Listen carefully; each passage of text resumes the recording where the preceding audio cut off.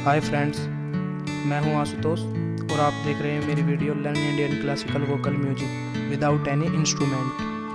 ये मेरा ट्यूटोरियल पहला है। तो इसमें मैं आपको बताना चाहता हूं कि अगर आपको शौक है सिंगिंग का और आप कहीं पे सीख नहीं सकते हो या आपके यहाँ पे कोई सिखाने वाला नहीं है या आपके पास इंस्ट्रूमेंट नहीं है, तो आपको ये ट्यूटोरियल देखकर ही आप सिंगिंग सीख सकते हैं। तो सबसे पहले मैं आपके साथ एक बात शेयर करना चाहूँगा कि आप अगर सिंगिंग को मतलब बहुत ज़्यादा पसंद करते हैं, आप गाना सीखना चाहते हैं, गाना गाना चाहते हैं, तो अगर आपको बहुत ही ज़्यादा लगन है तो आप सीखिएगा। अगर आपको लगन नहीं है, बस आप वैसे ही सोच रहे हैं कि सिंगिंग सीख लूँ, तो उससे आप सिंगिंग नहीं सीख पाओगे, क्योंकि सिंगिंग में बहुत ज़्यादा स्ट्रगल करना पड़ता है। ये कोई हंसी खेल का काम नहीं है कि ऐसे ही हो जाएगा। बहुत ज़्यादा मेहनत करनी पड़ेगी आपको। और तो मैं ये जो ट्यूटोरियल बना रहा हूँ, ये मैं इसलिए बना रहा हूँ क्योंकि क्या होता है कि जब मैं शुरू में सिंगिंग सीख रहा था तो मुझे भी प्रॉब्लम आई थी कि मुझे इंस्ट्रूमेंट नहीं मिल पा रहे थे। मतलब घर की प्रॉब्लम थी, तो इसलिए मैं इंस्ट्रूमेंट नहीं ले सकता था। तो फिर मैंने ऐसे ही थोड़ा नेट पे सर्च किया, ऐसे करता चला गया, तो आज मुझे थोड़ी नॉलेज हुई है, तो उसे मैं आपके साथ शेयर करना चाहूँगा।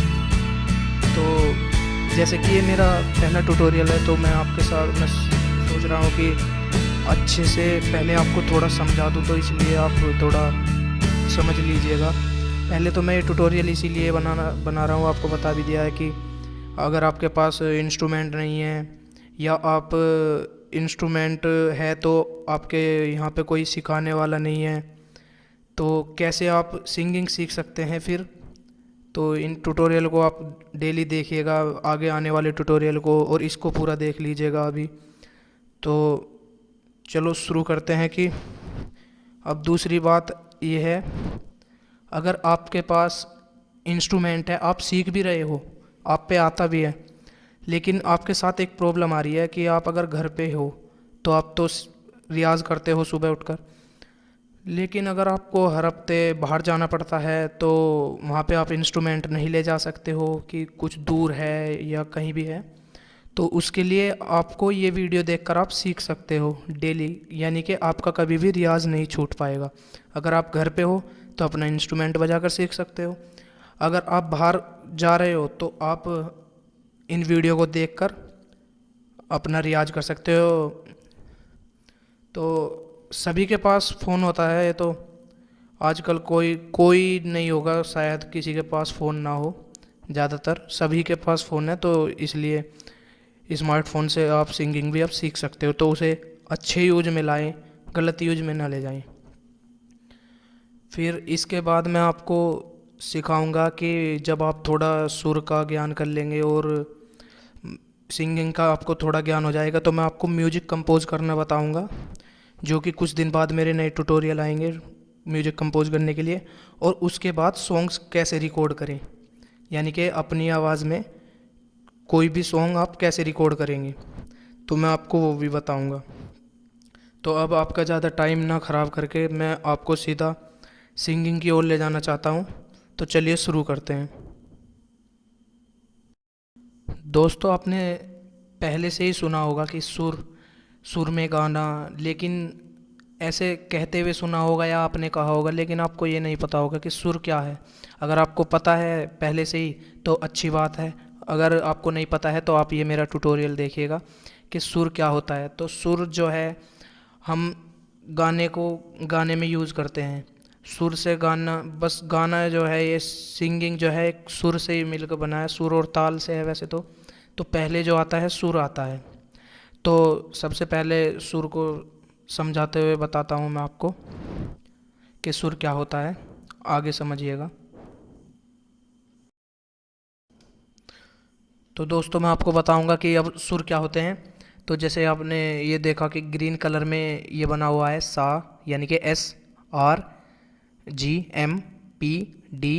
और N, ये 7 सुर होते हैं। इन्हें ऐसे नहीं बोलते, मैंने शॉर्टकट में लिख रखा है। तो हम S को बोलेंगे सा, और R को बोलेंगे रे, G को बोलेंगे गा, M को बोलेंगे मा, P को बोलेंगे पा, D को बोलेंगे धा, और एन को बोलेंगे बोलेंगे नी। मैंने नीचे भी लिख रखा है, आप देख सकते हैं कि स्वर होते हैं 7 होते हैं। फिर एक ऑक्टेव में कितने स्वर होते हैं? 12 स्वर होते हैं एक ऑक्टेव में। वो क्या होते हैं?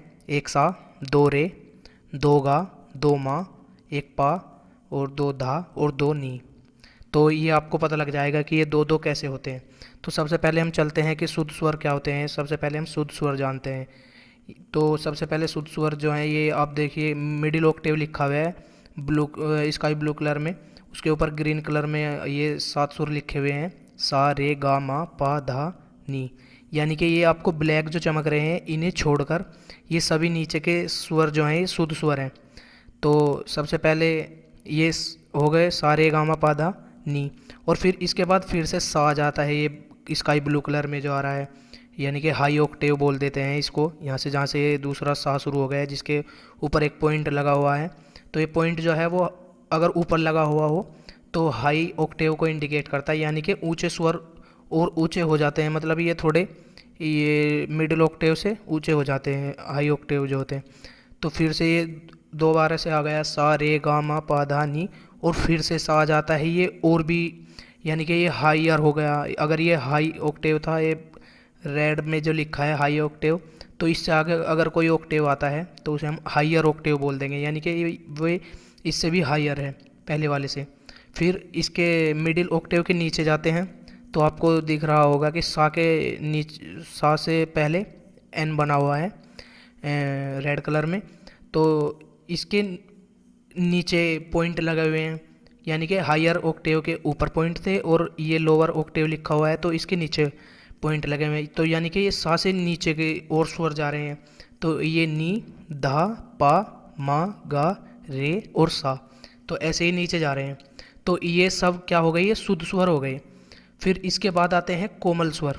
तो कोमल स्वर हम किन्हें बोलेंगे? तो आप अब ऊपर आ जाइए, ये ब्लैक जो बन रहे हैं इनके ऊपर नाम लिखे हुए हैं। तो ये जो ग्रीन कलर में आर लिखा है और इसके नीचे थोड़ा सा एक डंडा लगा है, तो ये जो है ये क्या है? कोमल स्वर क्या होते हैं पहले ये समझ लेते हैं। कोमल स्वर होते हैं अगर कोई स्वर अपने स्थान से थोड़ा नीचे चला जाए तो उसे हम कोमल स्वर बोलते हैं। तो जैसे कि आप शुद्ध स्वर पे आइएगा कि ऐसा बना हुआ है सा और फिर इसके बाद है रे। तो अब ये रे है, तो ये रे क्या हुआ? ये थोड़ा सा अपनी जगह से नीचे चला गया, यानी कि पहली काली जो ये आ रही है इसे हम पहली काली बोलेंगे। ये ग्रीन मिडिल ऑक्टेव की पहली काली है ये, तो मिडिल ऑक्टेव की पहली काली में चला जाएगा, यानी कि रे जो है वो अपने स्थान से थोड़ा नीचे आ जाएगा। तो उसके नीचे हम डंडा लगा के इसे इंडिकेट कर देते हैं। अगर कहीं लिखा आ जाए तो हमें पता लग जाएगा कि ये शुद्ध रे है या कोमल रे है। अगर शुद्ध रे है तो ये ऐसे ही खाली आर लिखा हुआ होगा, अगर कोमल रे लिखा हुआ है तो उसके नीचे डंडा लगा मिलेगा आपको।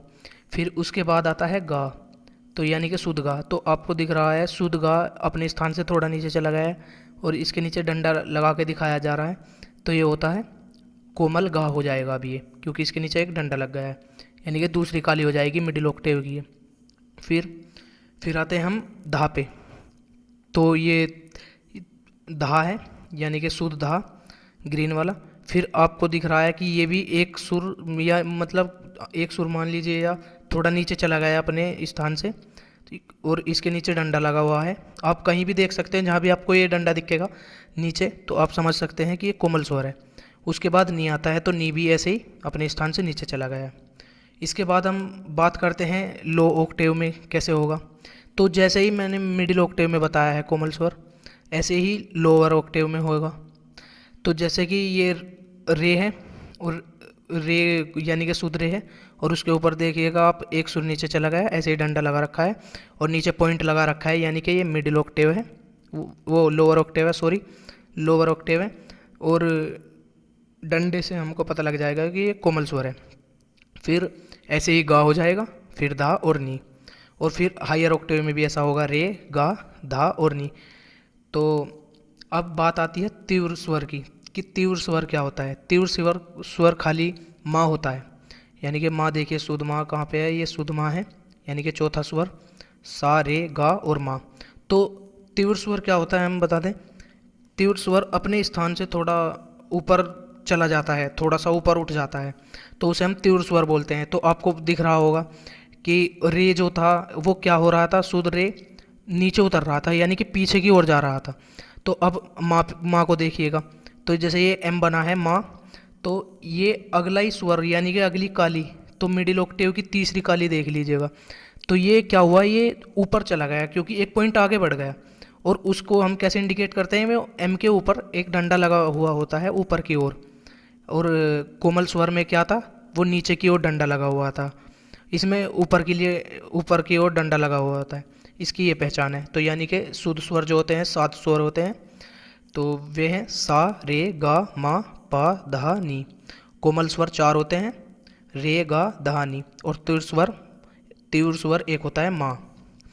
तो अब हम बताते हैं कि ये कैसे कैसे मतलब कैसे इनकी आवाज़ होती है या सुर कैसे होते हैं, कैसे हम रियाज करें। तो सबसे पहले मैं बताना चाहूँगा आपको, सबसे पहले तो आप देख लीजिए बस, और आपको रियाज जो है वो रियाज आपको अगले ट्यूटोरियल से करना है। तो मैं आपको बताने जा रहा हूँ कि सुर कैसे होंगे, ये क्या है सुर, तो इसे ध्यान से सुन लीजिएगा। तो पहले सा लगाते हैं, ये जो मैंने ग्रीन कलर में लिखा है सा, तो इसको कैसे बोलेंगे,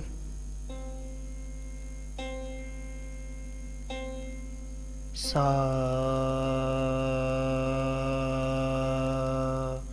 फिर आता है रे, रे, फिर गा मा पा धा नी सा। तो जैसे हम सा से ऐसे चलते आए, जैसे कि दोबारा बताता हूँ, सा रे गा मा पा धा नी सा। तो इस क्रम को हम बोलते हैं आरोह क्रम। अब हम ऐसे ही जैसे आए ऐसे ही वापस चले जाएंगे, उसे बोलेंगे अवरोह। तो जैसे कि सा नी धा पा मा गा रे सा। तो ये मैंने जो बजाए थे 7 शुद्ध स्वर थे, जो मैंने आपको पिछले अभी थोड़ी देर पहले बताई।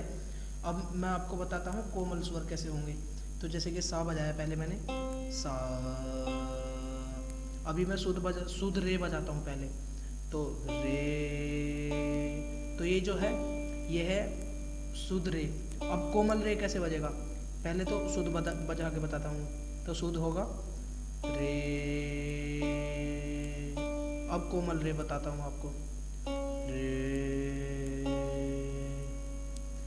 तो आपको थोड़ा माइंड में आया हो कि ये रे थोड़ा सा नीचे उतर गया है शुद्ध स्वर से, तो दोबारा सुन लीजिएगा। मैं शुद्ध रे बजाता हूँ, रे। अब ये कोमल बजा के दिखाता हूँ। अब आपको देखना है कि थोड़ा नीचे उतर जाएगा।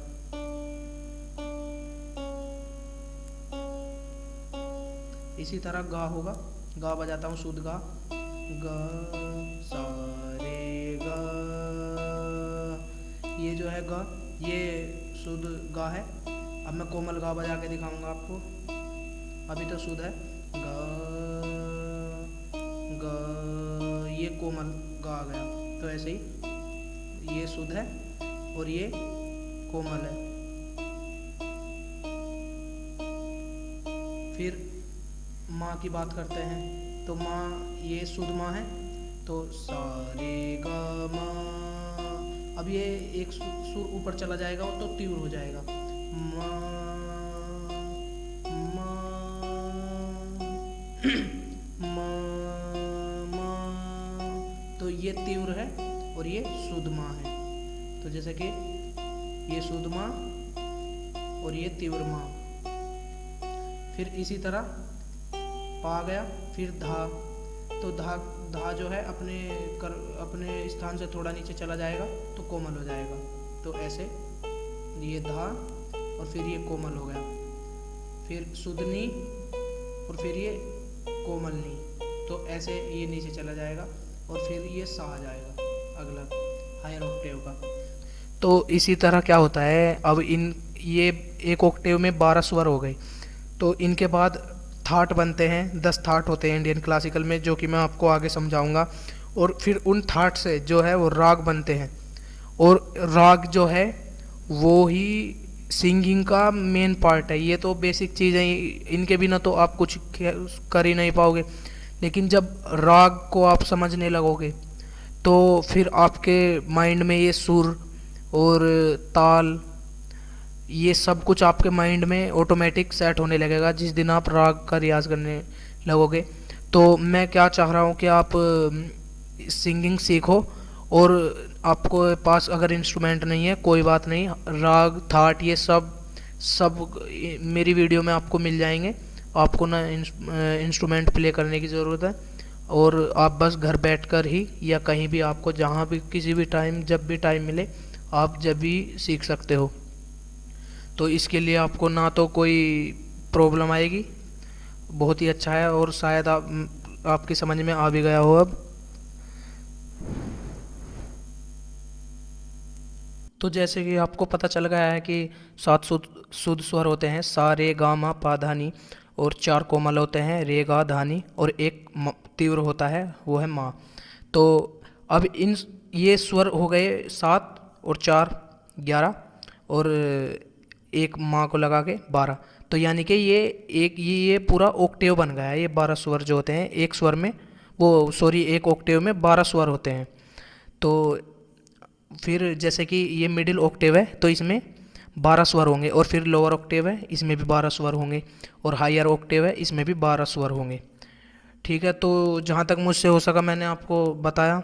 अगर आपको कुछ प्रॉब्लम आती है या तो कमेंट्स कीजिएगा, या फिर मैं आपको लिंक डाल दूंगा नीचे, आप उस लिंक पे क्लिक करना, और आपको ये सुर के बारे में जो भी वीडियो होंगी मैं आपको और किसी की वीडियो का लिंक डाल दूंगा। अगर आप वहाँ से अच्छे से समझ लेंगे तो वो बेहतर हो जाएगा, क्योंकि मुझसे जहाँ तक हुआ मैंने किया, क्योंकि मेरे पास ज़्यादा कोई इंस्ट्रूमेंट नहीं है, मैं भी बस ऐसे ही सीख रहा हूँ।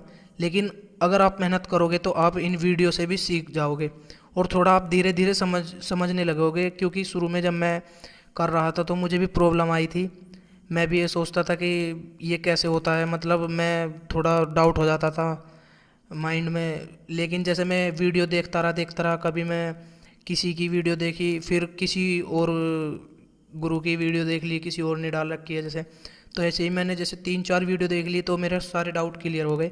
तो एक वीडियो से भी समझ में नहीं आता एकदम से, तो धीरे धीरे जब आप समझोगे आपकी समझ में आने लगेगा।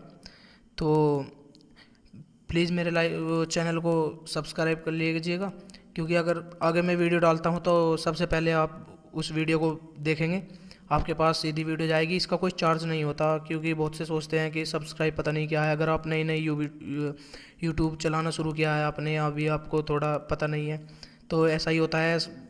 तो आप चैनल सब्सक्राइब कर लीजिएगा। अगर वीडियो पसंद आती है लाइक कीजिएगा, अगर पसंद नहीं आई तो आप बिल्कुल डिसलाइक कर दीजिएगा।